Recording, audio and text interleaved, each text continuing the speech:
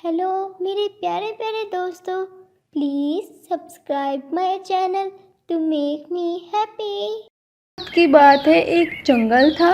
इस जंगल में बहुत से परिंदों ने अपने घर पास पास बनाए हुए थे और सब काम मिलजुल कर करते थे। सोनू चिड़िया की दोस्ती एक बहुत ही खूबसूरत से कबूतर से थी। ये दोनों ज़्यादातर वक्त साथ ही गुजारते थे। एक दिन ये दोनों एक दरख्त की शाख पर बैठे थे और गंदम की फसल लगाने का सोच रहे थे कि एक कौवा और कवि इनके पास आए, जो बहुत ही काहिल और कामचोर थे। सोनू चिड़िया, हम गंदम की फसल लगाने का सोच रहे हैं। हमने सोचा तुमसे भी पूछ लें, क्या तुम भी हमारे साथ गंदम की फसल लगाना चाहोगी? कालू भैया, मैं भी कबूतर के साथ गंदम की फसल लगाने का ही सोच रही थी। क्या ही अच्छा होगा कि हम चारों मिलकर गंदम की फसल उगाएं। सोनू, ये तुम क्या कह रही हो? तुम जानती हो ना, ये दोनों कितने काहिल और कामचोर हैं। बस गंदम की फसल साथ उगाने का कह रहे हैं और काम के वक्त ये काम चोरी करेंगे। अरे ये तुम कैसी बातें कर रहे हो? हम कोई कामचोर और काहिल नहीं हैं। अरे पता है हमें तुम दोनों कितना काम करने वाले हो। तुम दोनों के साथ फसल उगाना तो अपना नुकसान करने के बराबर है। कबूतर भैया, छोड़ो इन बातों को। क्या पता ये दोनों सुधर गए हों। देख लो सोनू, ये ना हो इन दोनों पर एतबार करके हमें ही नुकसान उठाना पड़े। अब इतनी भी बात नहीं है कबूतर के बच्चे। मेरे दोस्त को ऐसे मत कहो। तो फिर इसको समझाओ ना कि हमारी भी कोई इज्जत है।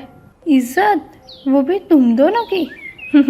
चलो चलो, अब लड़ाई छोड़ो। गंदम की फसल का सोचो।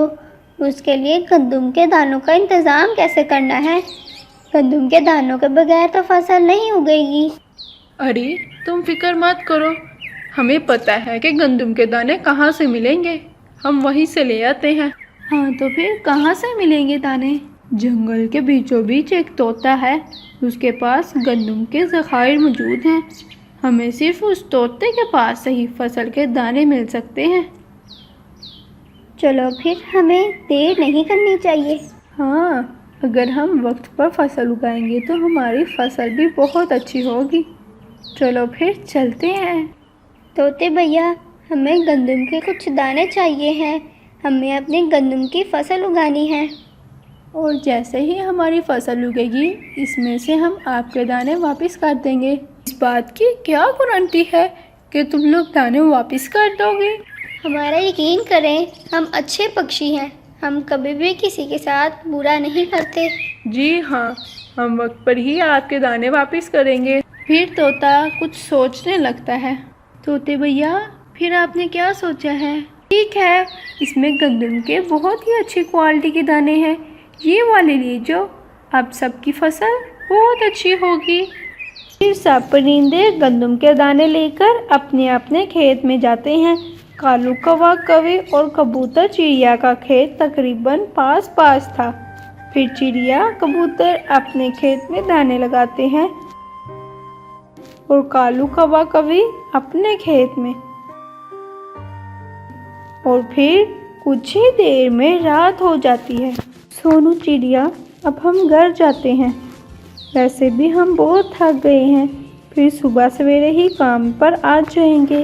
ठीक है, चलो चलते हैं। और फिर जब अगले दिन सुबह सवेरे सोनू चिड़िया और कबूतर अपने खेत की तरफ जा रहे थे, तो इन्होंने रास्ते में देखा कि कालू कौवा और कवि का खेत में तो बहुत कम दाना लगा हुआ है।